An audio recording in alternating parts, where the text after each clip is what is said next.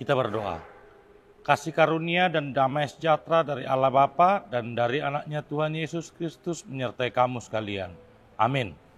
Bapak Ibu yang dikasihi oleh Tuhan kita Yesus Kristus, firman Tuhan yang menjadi renungan kita pada hari Jumat tanggal 9 Juni 2023 diambil dari 2 Samuel 22 ayat 29. Karena Engkaulah pelitaku ya Tuhan, dan Tuhan menyinari kegelapanku. Demikian firman Tuhan. Bapak Ibu yang dikasihi oleh Tuhan kita Yesus Kristus, ketika kegelapan menaungi suatu perjalanan, maka selalu harus ada sinar supaya kita bisa melihat jalan tersebut. Karena itu kalau malam hari setiap kendaraan pasti dipersiapkan atau dibekali dengan sebuah lampu. Tetapi yang menjadi persoalannya ketika kita melihat cara kinerja dari lampu itu harus disorot ke jalan yang melalui kegelapan itu supaya bisa melihat yang gelap tersebut. Menjalani kehidupan, Daud juga mengatakan dalam firman pada hari ini bahwa di dalam kehidupan dia tidak tahu apa yang akan terjadi ke depannya. Tetapi ketika dia mengalami pergumulan, dia mengalami kesesakan, dia mengalami intimidasi, dan dia di saat itu juga terjatuh di dalam dosa karena melihat Batsheba. Karena itu dalam firman Tuhan pada hari ini mengingatkan bahwa tidak ada yang bisa mengingatkan orang lain. Asal supaya dia bisa kembali ke jalannya. Diibaratkan oleh Daud, ketika kegelapan itu adalah dosa, maka penerang dari kegelapan itu adalah Tuhan itu sendiri.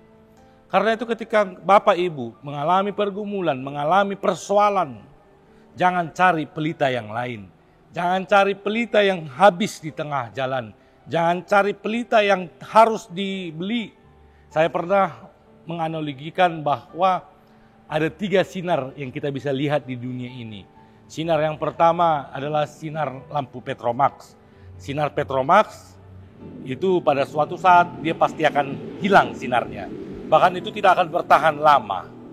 Ya harus diisi terus. Yang kedua adalah PLN. Kita tahu kita harus membayar token atau kita harus membayar listrik secara teratur supaya kita bisa mendapatkan sinar itu. Tetapi kalau kita melihat sinar matahari yang setiap pagi dan selalu ada, tidak pernah tidak ada dan tidak pernah ada perbedaan. Misalnya kisah yang di Kota Baru, Amang-Inang, yang di tempat Amang-Inang tetap itu sinar itu tetap ada. Artinya sinar Tuhan itu tidak pernah memihak. Kepada siapapun dia selalu memberikan. Karena itu carilah sinar yang abadi. Carilah sinar yang memang harus dari Tuhan. Tidak ada dunia ini yang bisa menyinari kita selama-lamanya.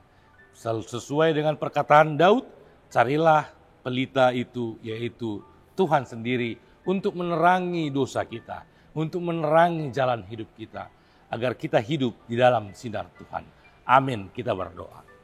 Terima kasih ya Tuhan, kami telah mendengarkan firman-Mu. Biarlah Engkau menjadi sinar di dalam kehidupan kami, menerangi segala macam dosa yang kami perbuat, agar kami sadar seperti Raja Daud yang sadar akan kesalahannya. Ajar kami, berikan Roh Kudus-Mu, agar kami semakin mengerti akan sinar-Mu, dan kami hanya mencari Engkau di dalam kehidupan, tidak mencari sinar kilau dunia ini, tetapi kami hanya mengandalkan Engkau di dalam kehidupan kami. Di dalam nama anak-Mu Tuhan Yesus Kristus kami berdoa dan mengucap syukur.